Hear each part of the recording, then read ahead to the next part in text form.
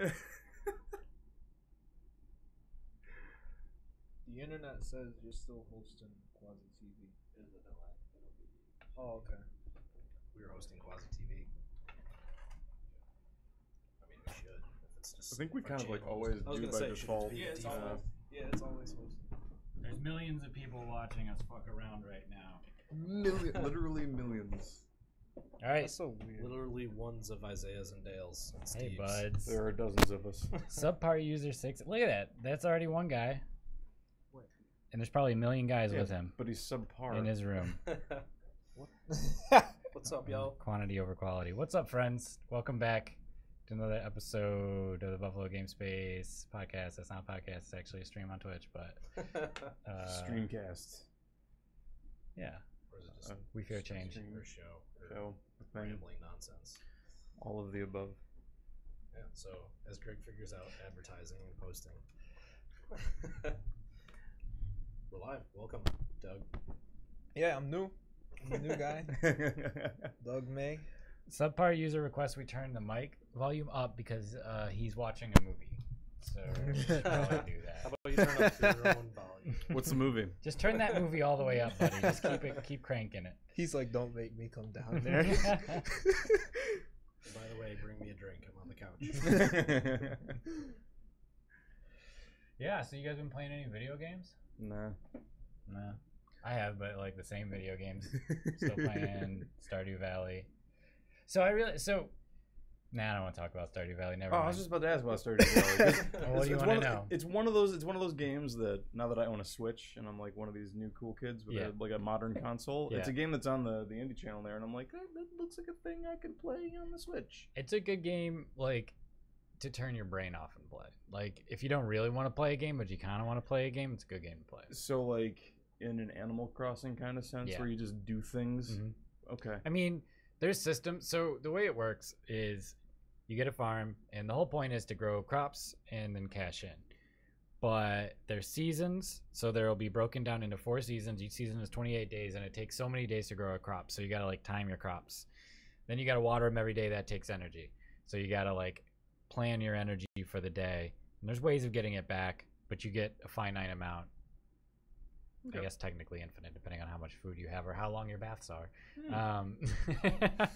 Just like real life. So there's a whole farming system, and then to supplement that, because you can't be farming all the time, then there's this whole cave system where you go into this cave and you just like stab slimes and rocks and stuff. And Stabbing rocks? yeah, with a pickaxe. That's not stabbing, that's mining. Yeah, that's just No, I'm pretty sure. What is I'm pretty mining sure but it's stabbing called, like, rocks? rock stab craft. Yeah. Yeah. I mean, mining is like the science word, but like Yeah, I back in the know. day they call it I rock remember when stabbing. Call it the what you cave had want. happened and it killed all those coal stabbers. Just recently. Yeah, mine, rock stabbers is what we used to call them, but then they organized. So it's interesting. There's like and then there's like fishing and there's like livestock. There's a whole bunch of stuff. But really, it's just a grind. And there's relationships. There's relationships with like townspeople, and you can get married. And there's story stuff, and it's cool. It's just not a game with any urgency to it. Right. And I play it personally usually before I fall asleep because it knocks me right out. I'll play a day or Stardew two. Valley, the book Yeah. of video games. All right. Does this sound like a game that you'd like to play, Doug? Stardew Valley. Maybe. I got too Nah, many you like wouldn't. AFK games already. Like Yeah, you play some crazy. Like you play. What's that game you play like with the trading, where you get into trade wars with people? Or you like trade pets or something? Oh yeah. Yeah, that's like AFK clicker game, like buy, sell it. You don't even have to think about whose value going up. It always goes up. So it's literally just click as Just much like the as real you life can. stock market. Yeah, I think that's how that works. Yeah. Yeah. I don't know anything what's about it the stock called? market, but that's what I'm told. No, but the pets game that I was playing, it's on tagged. It's kind of like the only thing keeping that site alive. It's a game where you literally buy and sell profiles, and you don't use real money, and it just happens to watch a number like go up. So it's to watch your value or money number go up. So like the value, aka money number. yeah. We're rolling with the caveman definitions today. No, but and you like the inflation has gotten so bad in that game that they're in like the quindecillions, like times 10 to the whatever, and it like you literally just click, like nonsensical numbers. You just click and buy until you can't click and buy anymore, and then you go to sleep and come back because somebody else bought something that you bought, and then you just click and buy more things. Yeah. I have no idea what you just said. Yeah. Okay. Well, it's like Cookie Clicker with like a multiplayer money part. So there's no, it's other players. Exactly. And it's like whoever can click the most. Here's the best part. It's a clicking economy game. Yeah. But Doug cheats the shit out of this game. Yeah. Well, allegedly. Well, so I wrote a Python thing that sends requests to the thing, so that it automatically sends a request to get all of the new open bids for like different pets that you can buy, and it sends other requests to buy those pets, and it just runs down the list over and over, day by day. I finally stopped it because I realized that my script couldn't beat the system because of how they like their pricing scheme works and how the money goes away. It basically ends with you always run out of money and you can never buy more things if you just spam buy everything. So and because like you need for the game to work, I can buy like tons of things for $1 million, but $1 million is so small in the scale. It's like exponentially small in the scale of all the other like prices or how much money you have. So like I my script was spamming buys all day, but it was never making any money. I was making like the equivalent of like fractions of a cent every day and stuff. But this is all fake money. Fractions of a cent, just rounding errors. Nobody's gonna notice. Yeah. Superman too.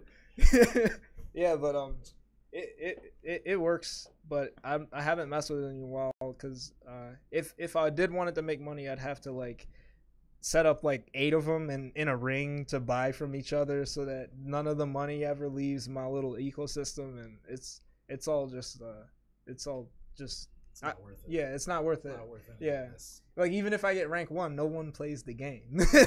So And none of it ever amounts to real world money, right? yeah, not even Yeah. I'm like maybe there's an argument like I can boost accounts and then like sell them, but like even then, I mean, like, Yeah. So even if you win the game, and you don't really win anything. yeah. So And there is no winning. yeah, But it's cool. It's interesting that exists and that you play it that way. yeah. Just any game that I find that's cool. If I could play it that way, I'll give it a shot. Unless it's something that I really like, then I won't do it because I don't want to ruin the economy for stuff.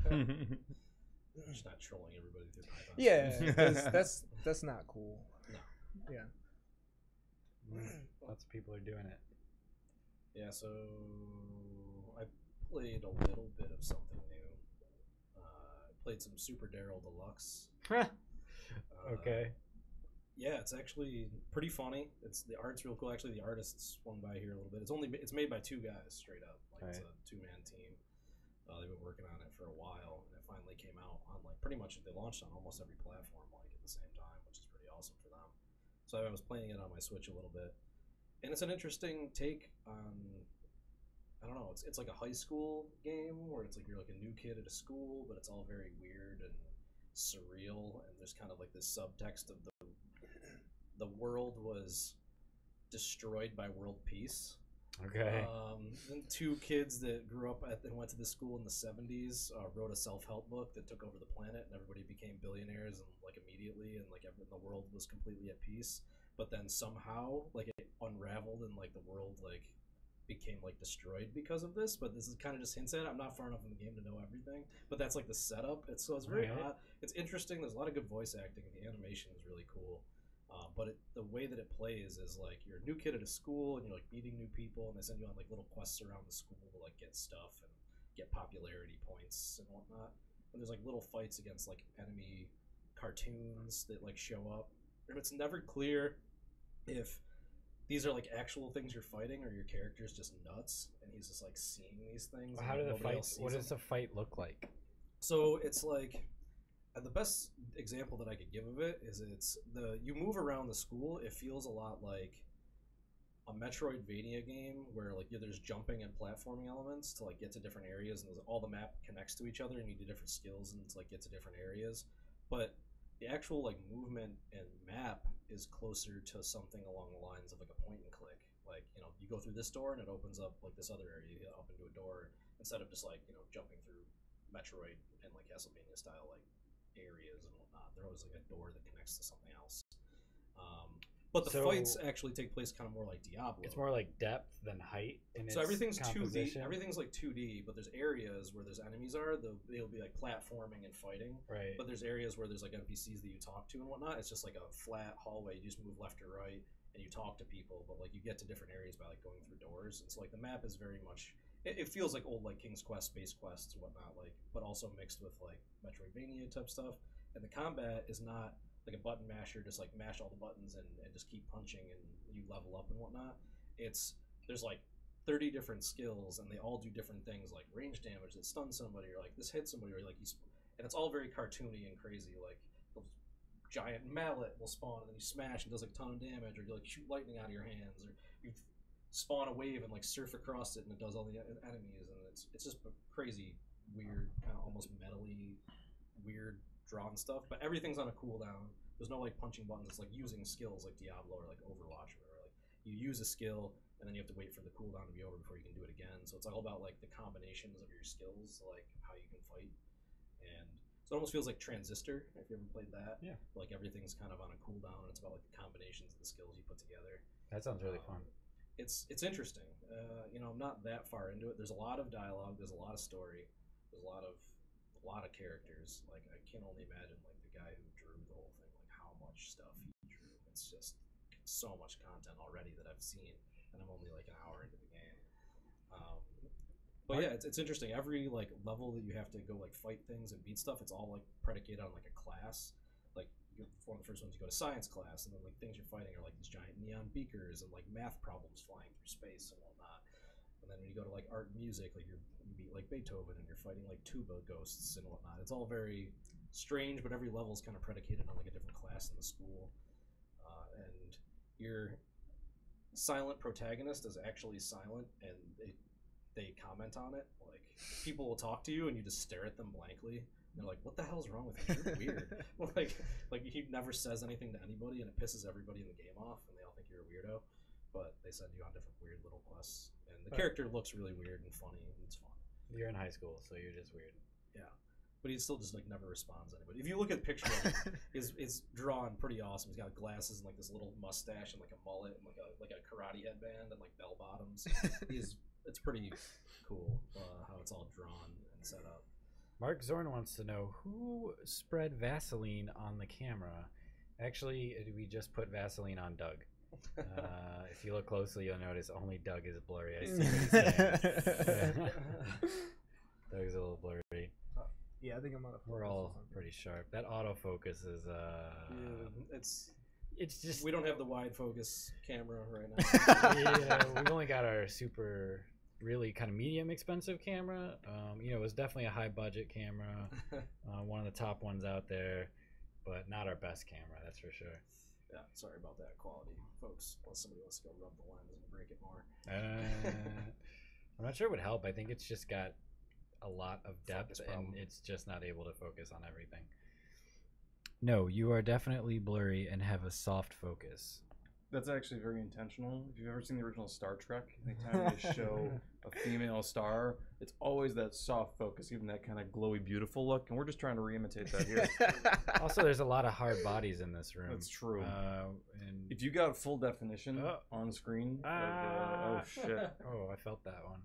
That's gonna make it refocus. Oh, there we go. Looks better already. I doubt it. Looks exactly the same already. Looks exactly the same. Yeah, I think it just is what it is. Anyways, if you're interested in helping us get a better camera so you can see our beautiful faces better, there's a donate button on our website. No, on our website there is, yes. Right up over here where you can. There's no thing. Wait, there's no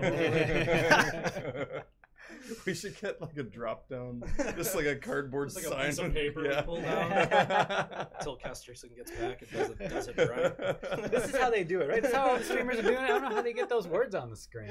I tried writing on the lens, but it's too big. I just covered the whole camera. Ridiculous. So who made this game? It's two guys that went to RIT, and then they're based out of Boston right now. They swung back through here last week. Since they just launched, they're kind of taking a break, trying to check out stuff. So they're around Buffalo, just seeing what's up. And they know some people around here, and obviously they're from RIT originally, so they're kind of just swinging back through. But yeah, it's just two guys, one coder and one artist, and I think they outsourced some of the other things that needed to be done. So there's a lot of voices and stuff in the game, but I think they wrote the whole thing. I think they pretty much did the whole production. It took them, I want to say it took them like 4 years, maybe 5 years to do it. Yeah, by the amount of content you're describing, that sounds for two guys. Yeah. Well, they also, they raised some money, and New York State actually supports game developers sometimes, and so they were actually able to raise some money and also they got some investors to back the game, and so they used that to kind of up the quality and also hire people to do some of the other things like voice acting, music, and whatnot. And there's some crazy production too. The trailer that they put together for the game is pretty good. But yeah, I mean, so far production value is solid. It feels good. You save the game by going to the bathroom. I love integrated save systems like that. Yeah, the urinal's a quick save, and if you go into the stall, it's a manual save. It's pretty good. There's a lot of crazy stuff in it. All right. And all the systems in the game, all the tutorials in the game come through meeting characters that play a game called like Dwarves and Dragons or something. These weird D&D characters.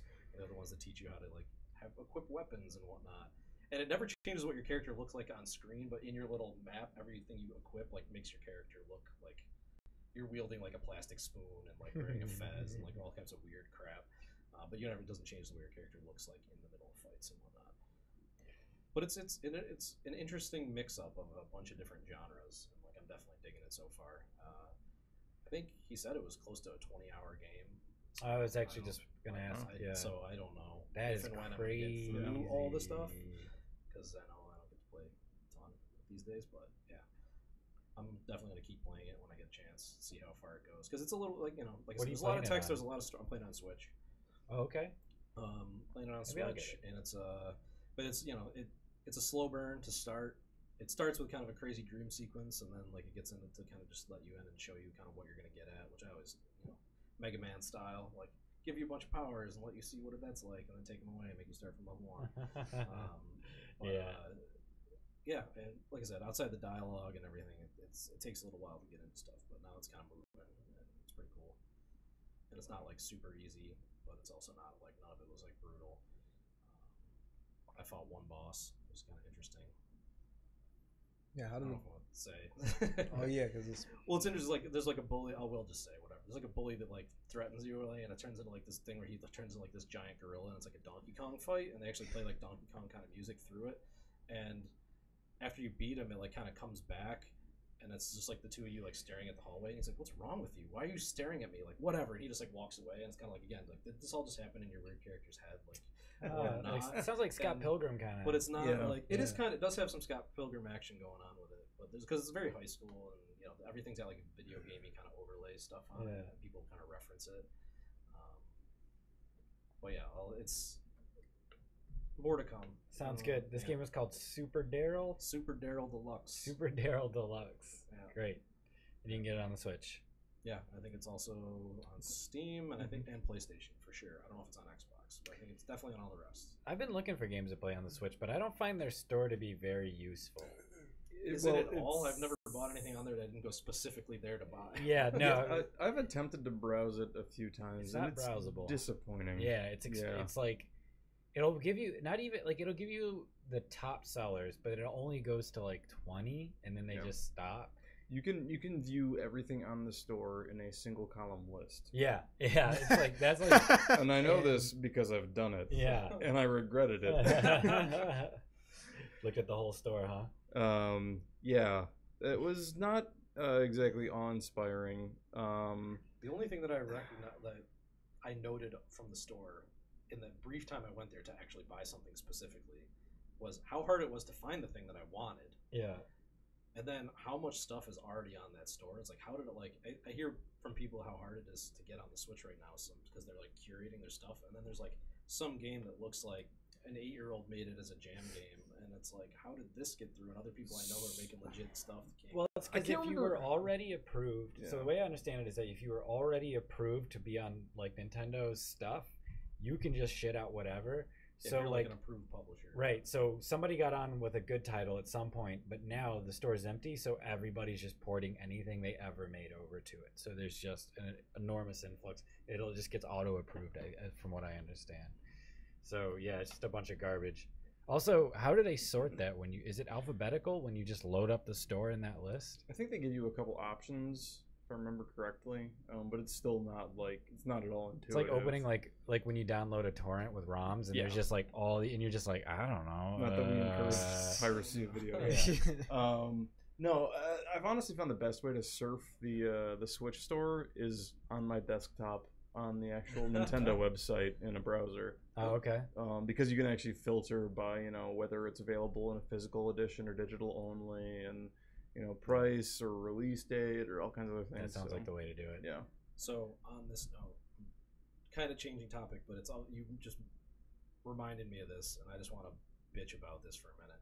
So Unity changed their asset store recently, and it used to be kind of like, it wasn't great, but it was easy you could still find stuff, and you can still browse things on the old store. Like if you go to the website, there's a new version of the store, and there's a button on it right now, like go to the old store. Same thing, you can go right to the old store, search it the way you always known it, or you can search things now. It's like, it's all well and good, it's more of like a modern design, blah blah, but it loads way slower. But the thing that is annoying me, that I want to bitch about, is that there's no way to search your purchased assets anymore.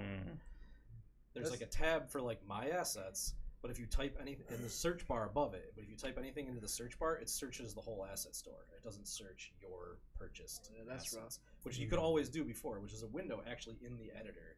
There's like my assets. Yeah. And you could, because you can go to the asset store through the editor and like buy stuff right in the editor, but you can go to the tab of like, these are my assets. These are things that I've already bought, and I just want to search because I want to import something that I bought 2 years ago. And I've got a list of 200 things on there. I just want to search real quick and grab Rewired or whatever. And you type it in, and it searches the entire asset store and doesn't filter on the things that you've already purchased. And it takes forever. And sometimes it's like, Rewired, like not found. Like bullshit, not found. It's like I've got it in like every project. I know it's there. What do you mean you didn't find it? And so actually, the best way to download an asset now is to go on the browser.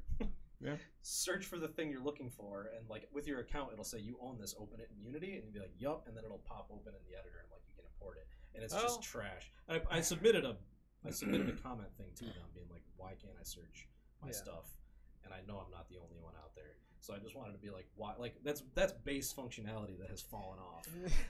Maybe they're opting for a more browser-driven experience. They don't want to maintain that feature in the engine, so they want you to do it in the web, and then they maintain less portals.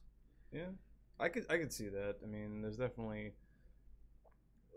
in order to get the asset store like onto it now from within Unity, it has to load its own like internal web browser for you to surf it. And like, why should they bother maintaining that when you've already got something you like using? Because I just want to. Even if they took away the whole store from the thing, just let me filter and search on my assets. Because you can't, but again, you can't even search it on your assets in the browser. Mm-hmm. You have to search the whole store and then click the thing and go to its page, and instead of the how much it costs, it'll say open in Unity because you already have a license for it. Mm-hmm. So I can't just like browse my. You can hit a tab and scroll through all of your purchased assets. Well, yeah, then all you gotta do a single column. All you do is it lazy loads them, so it loads them like 5 at a time, and you have to keep scrolling down, and then like or hit a tab over to like load like another 20. It's trash. Just open it up, hit end or page down to load everything, and then Control F, and boom, problem solved. Dwarven Jester says, "Screw that. Asset store in Unity is important for finding my assets. Stop making it harder for stuff I already paid for. Stop making it harder to find stuff I already paid for." Maybe that's the ulterior motive is they want you to buy it again.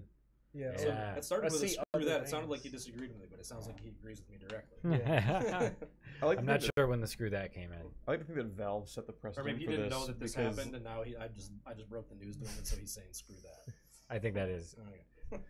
No, I was just saying. I think that Valve. I like to think Valve set the precedent for this because like a lot of platforms, I feel have this problem, and like it all kind of starts with Steam because anybody who buys stuff on Steam, nobody I know actually shops through the Steam client. Like everybody I know, I feel like everybody goes to Steam's like SteamPower.com and buys the stuff online in the browser and then loads it up from within the Steam client. Exact opposite. I always Really? Yeah, I look in the Oh, store I usually. hate using the client for shopping for stuff. I Why is can't that? stand it. It's just crappy.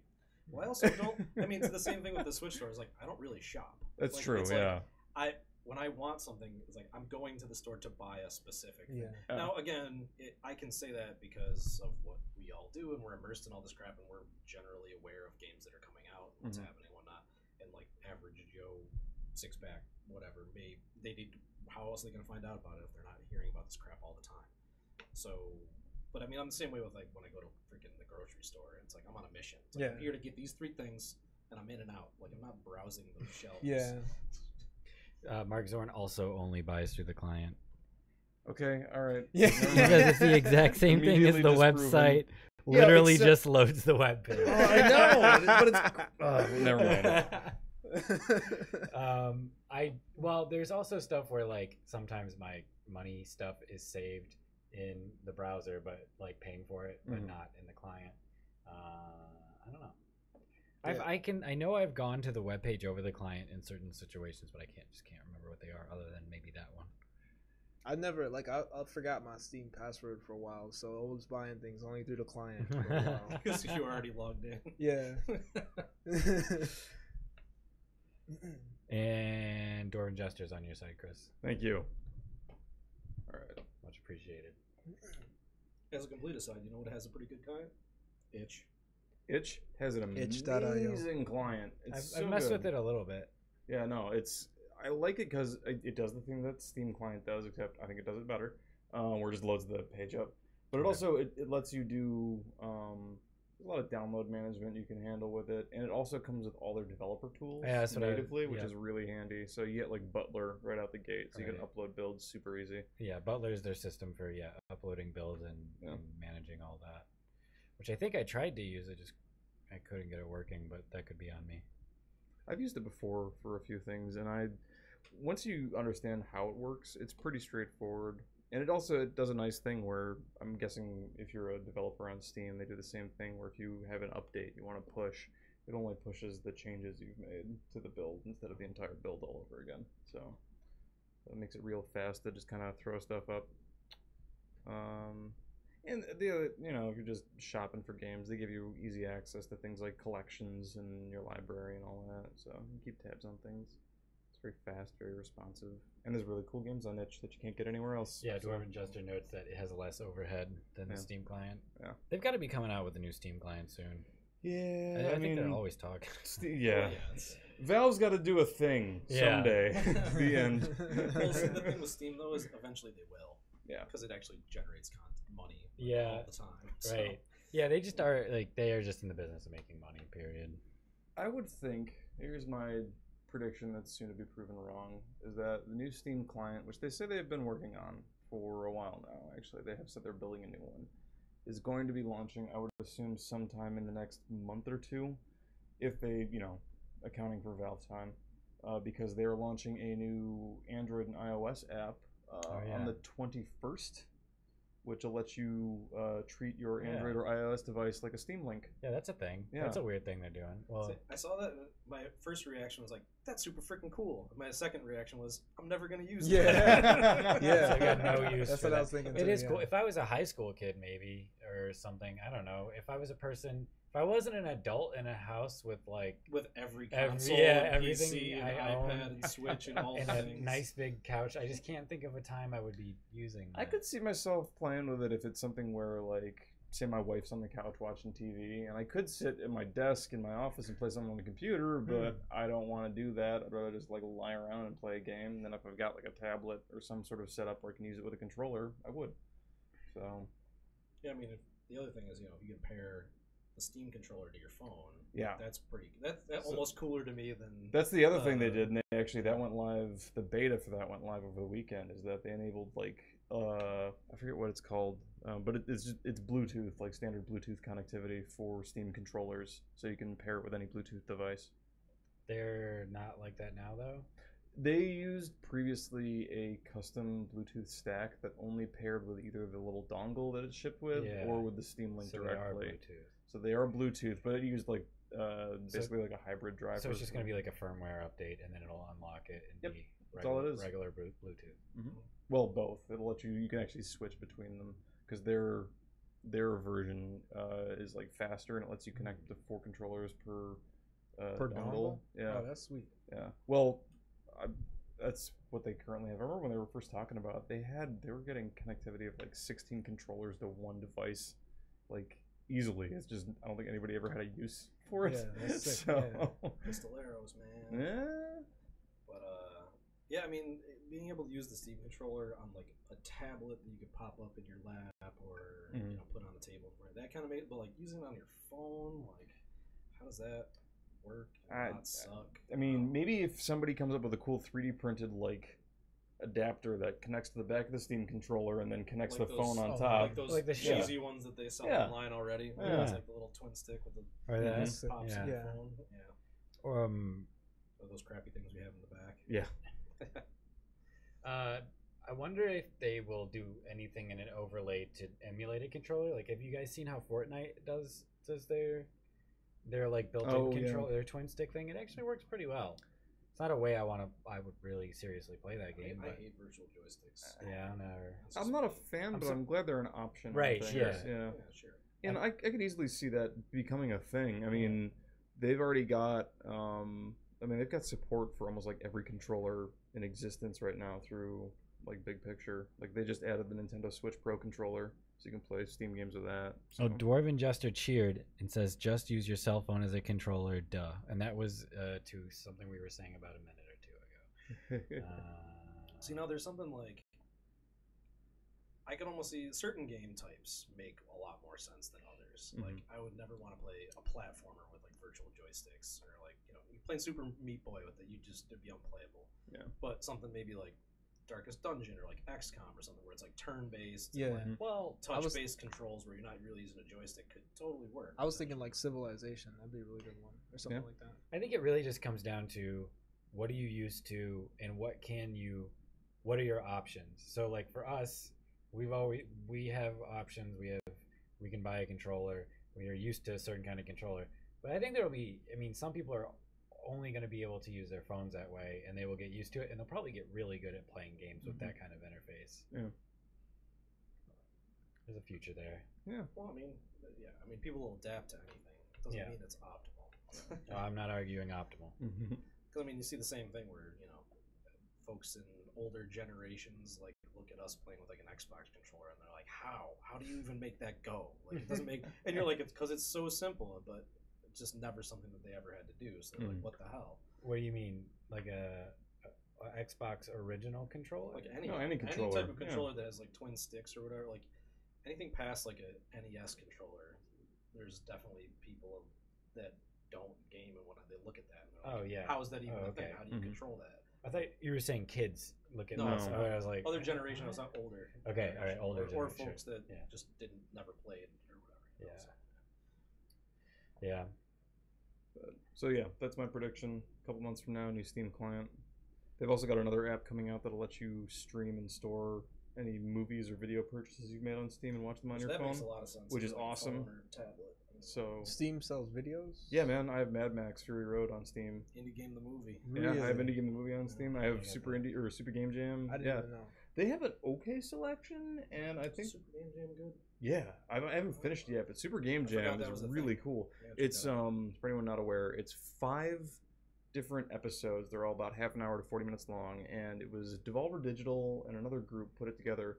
They paired 2 different indie developers, pretty well known usually, put them together, gave them 48 hours to make a game around a theme that was picked by the previous team. And then, in addition to getting all 5 episodes when you buy it, you also get all the games they made. So you can play all this stuff after you watch them like making it. And it was pretty cool to see like everybody's process Right. So they basically took two pros and had them do a game jam and then recorded it. That's Two pros that hadn't worked together before. Yeah. And made them jam and recorded it. Yeah, that's interesting. And they had like who's on that so far? Jan Willem. I'm not even gonna bother trying his last name because I know I'll butcher it and I'd feel bad. From of Lambier. They had Dose One was paired with who made McPixel. Yeah. They got paired together. That might have actually been the last one I watched. I don't remember. There's some other folks that have made some pretty cool stuff in there too. It's interesting. It's a good documentary that covers these guys working on stuff. So Yeah, highly recommend it. I've been meaning to watch that one for a long time.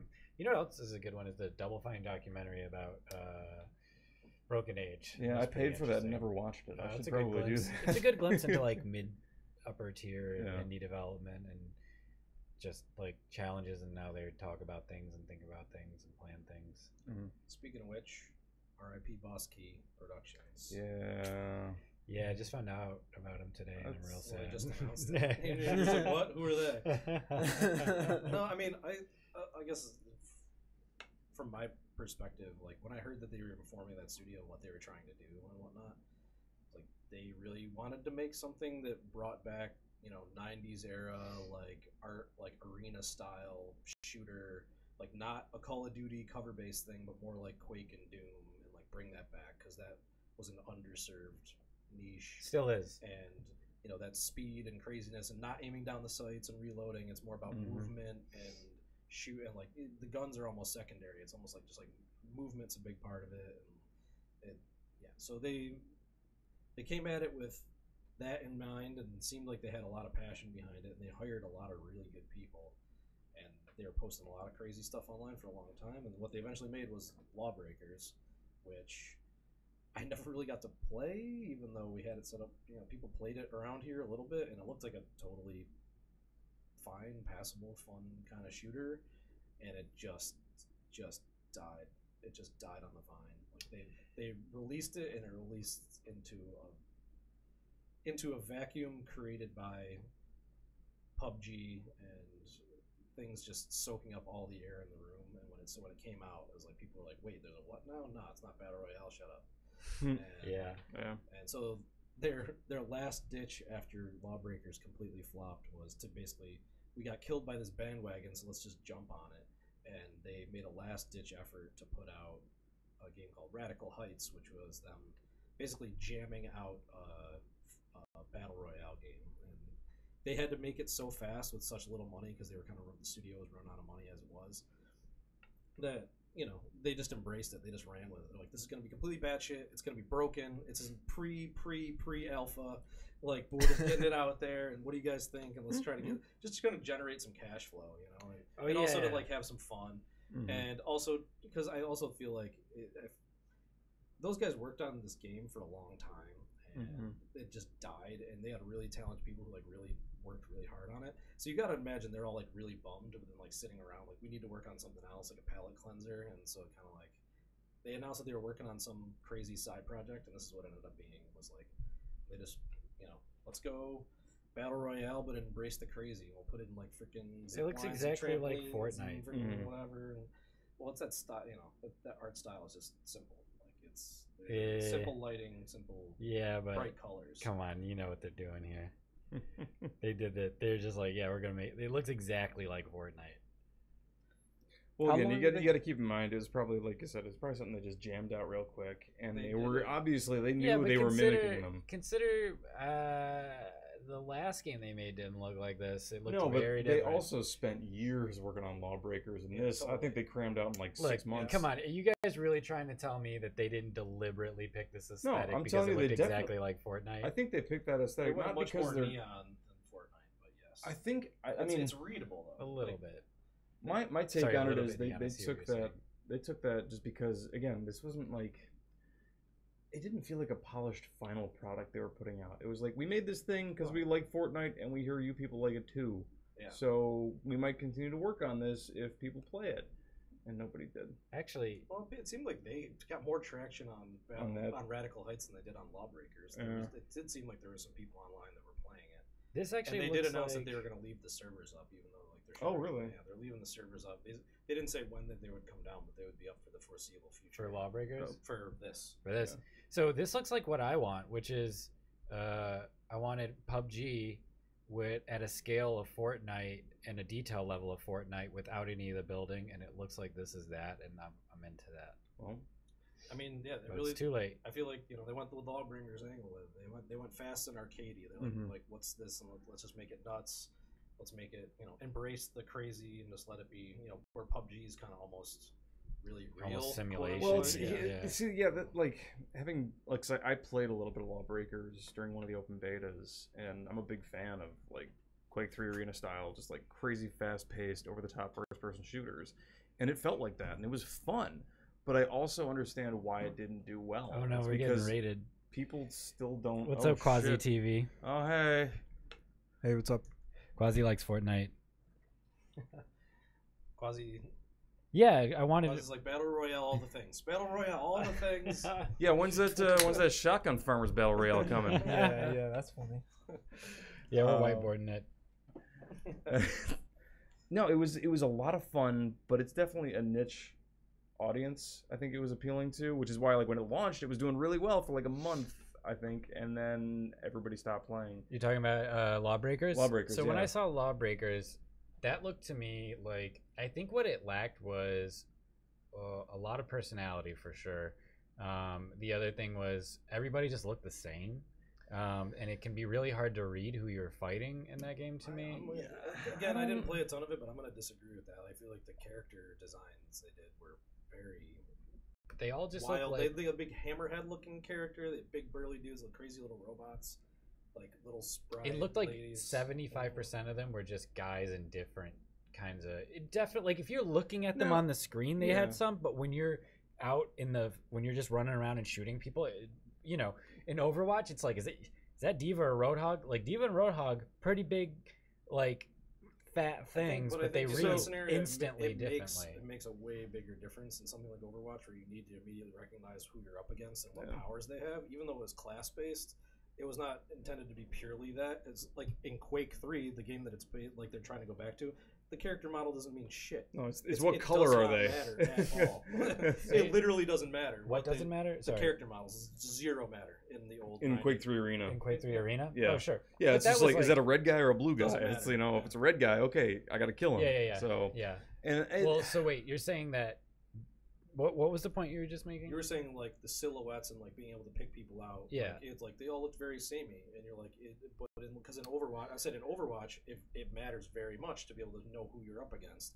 But in Quake 3, it does not matter at all. It's 0% important of who you're fighting. Yeah, sure. It's just there's another person on the screen. Yeah. That's it. I think Lawbreakers sat kind of somewhere in between those two, because there was definitely you didn't pick up just all kinds of weapons and you just shot whatever you shot. Every character had their own weapon types, but it didn't, because of the sort of Twitch based gameplay and everybody kind of moved the same. It didn't really require you to know what weapon that person had. You didn't have to pick a strategy of being, I'm the scout, so I can't go against the heavy kind of a thing. It was more just shoot that guy and don't get shot. And then it also had the sport element of, the whole capture the ball and get it in the net kind of thing. So, yeah, I just think that I don't know. I think people don't like Twitch-based shooters anymore. Is really what it came down to. I wouldn't be surprised if it wasn't so reliant on having a player base like all multiplayer shooters are. It's a really hard nut to crack. Yeah. Very very hard thing to pull off. Is that the underlying stuff that they build wouldn't be find life as a cult kind of thing where certain people out there is this is the best thing. Yeah. At a certain point, it almost became the whipping boy scenario where people loved to dogpile. So the second that game showed any signs of cracks in the facade, there's not enough people playing it, they're like, nobody's playing it, fail, flop, Yeah. It's why are you rooting for it to fail? And then there's 2 people in the servers, this game sucks, everybody sucks. It's all right, where did this come from? But it's easier for people to destroy than to make things. That's why, and they want to feel important. Yeah. So I don't know. I'm not bummed out because I really didn't know any of this stuff that Cliffy B was up to. So Yeah. I mean, at the end of the day, I think it's more just a general bummer in that like they put together a really good team and it looked like they put together a solid effort and then it failed. Yeah. It always sucks when people try their hardest and it doesn't work out. Yeah. Regardless of if the thing that they made was for you or not. Yeah. I think for me too. Or even good. Like, it's like if you're trying, that's all. What more can you do? Yeah, that's it. I mean, it seemed like a solid game, and like I was pretty stoked about it. I was following it because I was excited to see him doing something. Which game? Lawbreakers. Okay. I was excited to see Cliffy B doing something that wasn't Gears of War. So it was like, this will be cool because the guy can make other games. Yeah. Like he did Unreal, Jazz Jackrabbit. Jackrabbit, yeah. But like he's done other cool stuff. So I was excited to see a game that wasn't about gigantic burly dude bros standing beside, behind concrete walls and shooting chainsaw guns over tops of barriers. Like I want to see something new. It's funny. Somebody posted a picture on I was the other day. just gonna say, it's like when I saw it, I was like, "Is that real?" Yeah. Like, I wanted to call bullshit immediately on it, but the picture of it was like, "This is the lead character designer from Gears of War," and the dude's got no neck. And he's Yeah. And he's like, it all makes sense now. And the dude like modeling a character. It's like it all makes sense. Drew that whole game in front of a mirror, just like yeah. So yeah. Well, hopefully people land on their feet. Yeah, I mean, that is a bummer. I don't know how many people are working at that studio, but you gotta imagine, people are also going to be out of work.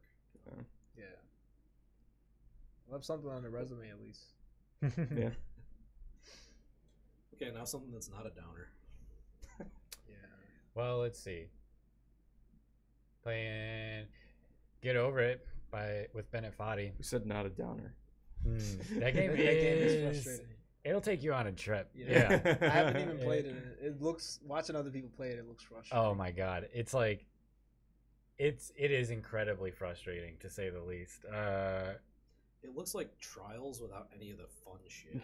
What's Trials? You ever played Trials? No. Oh man. You should. They're all free now. Yeah, totally. All right. There's a million versions of Trials. It used to be a browser-based Oh, game. I'm sorry. Never mind. I was thinking of something else. Because there's definitely paid Trials games. Yeah, no, I'm sorry. I was thinking of Tribes. Totally different game. Oh, Tribes Totally I know about. different Yeah, game. no strafe skiing. Trials is cool. Trials had a quick side note, a Far Cry 3 Blood Dragon spin-off Yeah. that came out a while back. Heard it wasn't very good, but it looked cool. I mean, at the end of the day, Trials is such a simple game, and it's awesome. Until you either hate yourself, or you're like one of those people that just need to do every little thing like just right. Okay, So- I see. I see what So you're it's like saying a dirt now. biking game where it's like it's all about running these tracks, and each little part of it is kind of like a puzzle of like how you hit the gas and like lean in your bike, and because all you can do is either hit the gas, hit the brake, or like lean your character forward and back. That's all the controls you have in the whole game, and you can do some really wild stuff just with that. It's a very physics-based puzzle basically, and it looks really cool. And there's a lot of like do crazy shit where you're doing like double backflips off of stuff and landing on a ramp and riding upside down and wild stuff.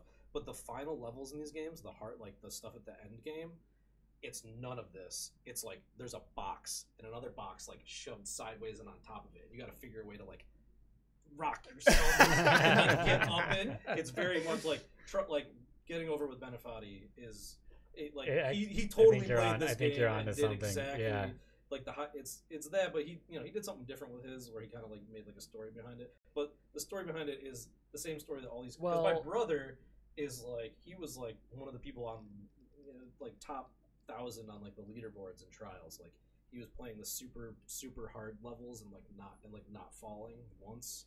Because this is another thing, like it's like a Meat Boy thing where you crash and you can like instantly reload, and it's like how many times you die to like get through the level, and like that's how you get like higher scores and like better times. It's just like not screw it up at all. Yeah, and it's very, but they're very simple. They look so simple. It's just literally just like a crate and like a pot, and you have to like, but you can't just. There's no ramp, so you have to like wheelie onto it and like lean forward and get your back wheel up and hit the brake at the right time. And like it's all just like physics based, like leaning in and rocking around to like hop yourself up over and onto things.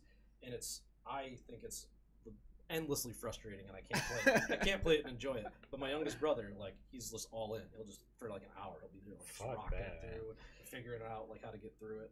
So yeah, I think what's brilliant about it, it's okay. I want to get right out there and say I don't have fun playing this game. I don't think you're supposed to. Yeah, it was. That's Which the is point. like a weird thing, right? Like, okay, that's kind of fucking horse shit. It's a video game. Like, what am I here for if not to have fun?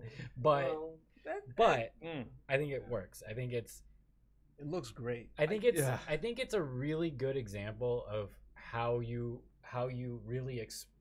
can really express yourself through games and avoid story. It's purely the experience you extract in a mechanic, right? So it's all about that failure and that grind and like over and over and over, and not just like failing, but like really getting set back after a lot of like just scrapping for every inch, and then you just fall back to the bottom, and it's just like, do I stop? Do I go again? Who am I? Like, you know, and it's like he's definitely aware of his own like arguably pretentiousness and what this game's about, because he has these voiceovers that are almost like sarcastic, but also like add a little insight into the game where they're like good quotes, but there's this very tongue-in-cheek delivery to them. And then sometimes he'll just outright say like, you know, one of them is, don't hate the player, hate the game. But then other ones are like these very poignant quotes that actually mean things, and I'm not going to bother to remember because I remember the stupid one. But it's an interesting game that I think gets at something very specific, and it doesn't preach it to you. It shows, it like gives you an experience that makes you think about these certain points of it. Like to a far lesser extent, like QWOP is kind of a similar thing where it's not at all like telling you like running is hard or like it's difficult to do things. It's like do it and you can't because it's fucking hard. Yeah. And so it forces you to emote by doing. Yeah. Emote whereas by doing. A lot of other games, I think, I mean, I still actually I need to sit down and really play Getting Over It, but there's plenty of other games, and this is a big frustration I have personally with a lot of games where I'll just rage quit before they even start because the game preaches to me about how I'm supposed to feel about a situation. And it's just like, I don't give a shit about you and your pile of talking polygons telling me about the end of the world. Put me in a situation, give me some choices, and I'll feel things. If I suffer through something, it's kind of like, oh, all right, instead of showing me the dramatic cutscene where I suffer. Yeah. So. Yeah. That's why, games can definitely have that problem where they're just a little too prescriptive with what they want you to feel. I think a lot of it, and this is more just maybe it's a personal thing, be it, you know, I think a lot of the problems that people have, myself included, with games that are like that is that games that are like that come off as really having something like Hollywood envy. Like they really want, what they really want to make is a movie. Yeah. It's like, so go make a freaking movie. Like, if this is interactive. This is not you. This is not you just coming at me. Like the player is part of this. Like what I do with this should be part of it, right? Like, and some games are better or worse at that than others. Period. Real quick though, we got a very special man's in the audience. Pat Kesterson, what's up, bro? What? Where's he been since like? Shout out to Kester SP in chat, the true host of the show. Pat is here. Give us a donation. The bar is. Oh wait, it's not up there. It'll be there. Just keep checking. No, Greg's gonna make the physical one. He said he doesn't know how to do the overlay, so he's gonna make a cardboard one that he's gonna pull down. or just say real nice things to us in chat. Just like compliment a thing you like about us. Donate love. Yeah, I mean, it's more important than money for me right now after playing that game. I need it. What was I playing? You know, so I've been going through a phase right now where I've played a lot of games in very small segments because I'm trying to find a game that really like fits this particular niche. You know, makes me feel a certain way and I really get invested in it. So I tried playing Omicron, the Nomad Soul. Oh, David Bowie's game? Oh my god. David Bowie's game. So I got further in it than I expected to. I played for about 40 minutes, and I got to a scene where I show up in my apartment, and you're like, they try to bring you in by like you're the player possessing the main character. There's this opening where they have you because you need to explain that for some reason. So just be a guy in a game. Yeah, I'm in the apartment, and I'm looking around like, oh, all these cool things, and then his like girlfriend walks in and starts talking to me. and all just like, I was so worried, I was so concerned, blah blah blah. David Cage, feel my feelings, you know, Trail of Tears, kind of just like fucking. And I'm just like, I just X'd out of it. This again, it falls right in that problem. This is a problem that games have had for a very long time of trying to be something they're not. And like, again, I would rather just watch a movie. Well, I mean, to one thing, I won't say that they're not, because those games exist. And they are. But there's certain, again, the right tool for the right job. Right. And like, if all you want to do is tell a story at somebody, then go make passive media. Go make a movie. Go write a book. If you just want to come in at them and you don't want to have any interactivity, or if the interactivity is just like press F to pay respect. I was gonna say, like, I can only press X to Jason so many times till I really stop caring. They just want to like rush the atmosphere. So like they're like, we need the player, if a certain event happened in the game, and they're like, well, the player won't care by this point because we didn't write enough story. So let's do this introduction that rushes the development of some plot line or something like that. Exposition, hand waving, and that's when you get like the cutscenes of like the super bad dude doing bad things, or somebody just saying he's bad, just so that you know. Oh, that's the bad guy. I'm bad. Yeah, exactly. Yeah. It just rushes the atmosphere. There's definitely that, and that's definitely like a way that instead of doing the work in the game of like building a world with an environment that tells a story with like interactions the way that the great Dark Souls does, you can just show a cutscene where like everything's just deliberate, right? Like I don't have to build the player in anything. I just show them a bunch of pictures and they feel it. There is another thing though where there's like a very fundamentally flawed approach, which is the David Cage one, and I think to some extent the Kojima one, where Kojima, I get the sense sometimes that he couldn't get into movies, so he's in games and he's trying to get into movies. That's so definitely. I was thinking about that earlier, because like, as much as I hate games with like cutscenes that make you feel emotions, like I love Metal Gear Solid games. It's well done. I love them. So I think the difference is that Kojima does a good job of balancing the two. Like, he's very self-aware in the cutscenes.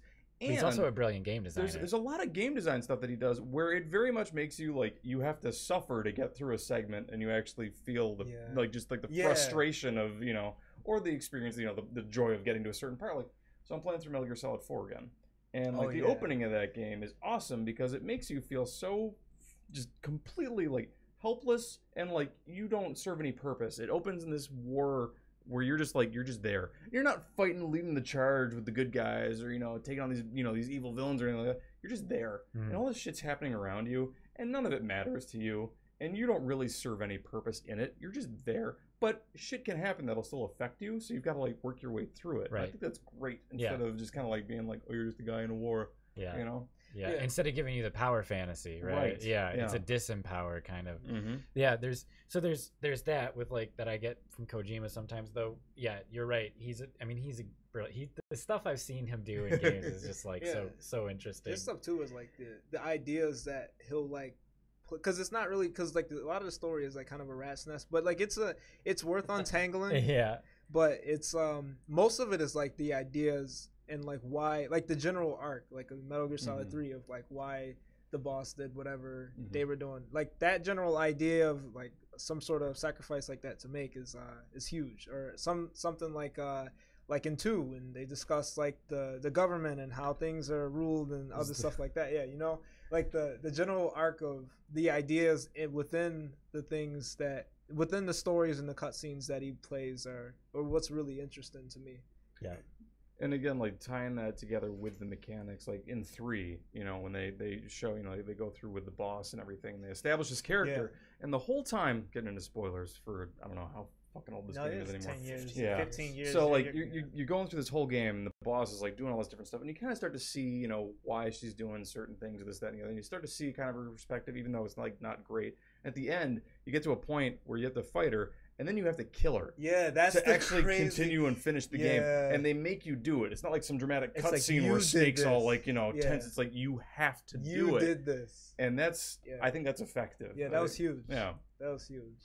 Did anybody here play Double Agent, the Splinter Cell game? I haven't played that. It was kind of right around the time where Splinter Cell had been so Splinter Cell for so long that they tried to do something different, and the game is about basically Sam getting involved in like a criminal group like as one of them, and like going on missions like with the criminal group, but you're also like you're against them, so you have to do certain things to make it so they don't get so suspicious of you that they just kill you. But if you don't stop them at all, like then they succeed, and like the main, like, you know, the NSA and the people you're like supposed to be working with, like then they fail and they can't stop like their terrorist plots. So the game puts you in these positions like all the time where it's like, this guy says you're a traitor or whatever, and like you got to prove to us that you're not bad, so you got to shoot him.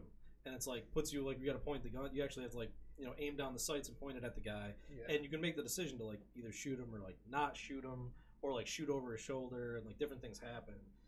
And I mean, to be perfectly honest, the game didn't really land for me. I didn't finish it. I wasn't like super enthralled by it, but it was an interesting kind of like, they did that in the Metal Gear stuff, and then okay, they're trying to do more of that with like Splinter Cell, and then eventually they just went the total other way with it. They decided we're gonna go Jack Bauer like action stealth with like Conviction or Blacklist. I can't remember which one the last one was. The one where you're running around and tagging people and whatnot, which was a lot of fun.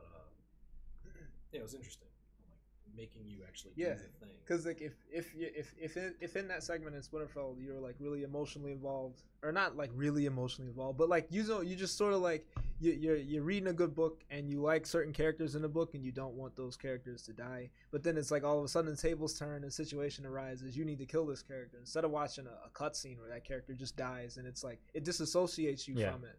But whereas when like you're aiming down the sights and you're looking at their eye through the aperture, it's like it's a completely different thing. Did anybody, you guys play Grand Theft Auto 5? Yeah, I have. Yeah, exactly. The torture sequence. Yeah. Like that was like really like, I almost was kind of like, why are we doing this right now? I get that in games a lot. Like, you know, it was, but there's like a whole sequence where there's like a guy, and you know, part of the game to like advance the game, you have to like torture this dude. Yeah. And so you're playing the crazy character. And so anytime you're playing the crazy character, like he's just doing bad stuff. Yeah. And the game, like the introduction to that character starts with him like trying to stuff like somebody's foot down a toilet, like the disembodied foot of somebody that he killed before you even met I can't fucking stand that guy in that game, man. Well, they actually stopped playing the game because of that character. That's what's effective though. It's like, so but that torture sequence, like I felt like it was almost, I'd say the exact opposite of the stuff. Like they're like making you hit the buttons to do this stuff, and I'm just like, can we not right now? And because it was really just, it was, I don't know, I don't want to call it torture porn, but it was just like, you know, you'd hit a button exactly like that, and then you like stab the guy in the leg, and then like you have to like rotate the analog stick to twist a tooth out with like pliers and shit. Like it's really how is bad. it not torture porn? Oh, but it's really bad. And, but that's what I'm saying. It's like, do we have to do this right now? And but on the one hand, they're kind of making you do the interactions to make you feel like, again, like I didn't want to do exactly. It. You're like, but the part of the thing in the game was like, Michael, that depends. Who's not the crazy character, like leaves the room, like he can't do it, and then Travis, like he's going to do it, like. Well, which character is doing this? The crazy one. As you're playing as that character. Playing as the See, that's guy. Stupid. You should be a guy that does it. See, and that's but, why it's tortured porn. So in that scenario, like, because that guy wants to do that. But as the player, I don't want to do it. But the game won't advance until I do it. So that's what I'm saying. Like, it makes you do the thing. Like, you have to shoot her or whatever. Like, I don't want to, but to advance the story, you got to do it. Yeah. And BioShock, I think, spoilers. That's a big part of what BioShock. No, like that's the point though. So like, is you can't advance until you do the thing. And you know, would you kindly? I think what you're kind of arguing against here, though, is like there are lines that should be drawn in terms of content, maybe. Well, for sure, but my point is more that the character who is doing this really, to me, says what the point of it is. And because you're the meth guy, to me, the point of it is torture porn. No, if you had been one of the other characters who didn't want to do it, then you're feeling what they're feeling. And that's a thing.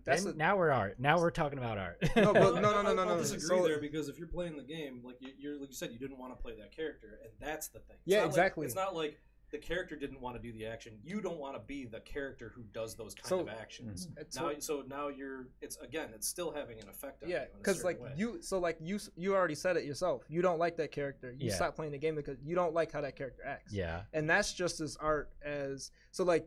you can't just take art and say like art is all the positive things of what I want to look at a piece. But if something can make you feel negative about a certain thing too, that's just as much as art as something that can make you feel right. positive. And I always looked at those characters in that game as like these are reflections of what the developers feel like.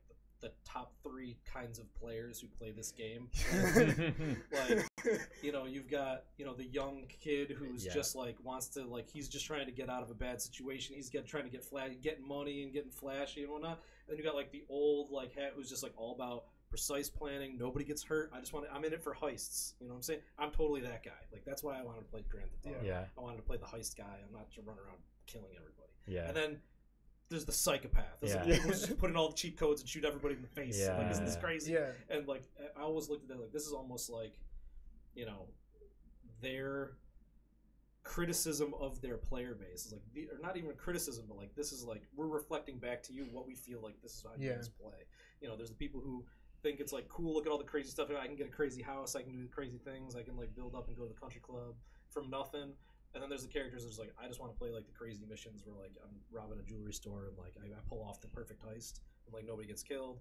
Or there's just the psycho who's just murderous and nuts and they're in it for the violence and the craziness and they're just like, fine, do all of them. We're gonna make you play all the characters. You could, now that you mention that, you could sort of see in like the online and design decisions that they made, like how they pair like the psychopath with the psychopaths when you go into rooms, sort of like. So they do this thing where like if you're known for running around killing other players in the game like repeatedly, they'll pair you with players who go around and kill other players.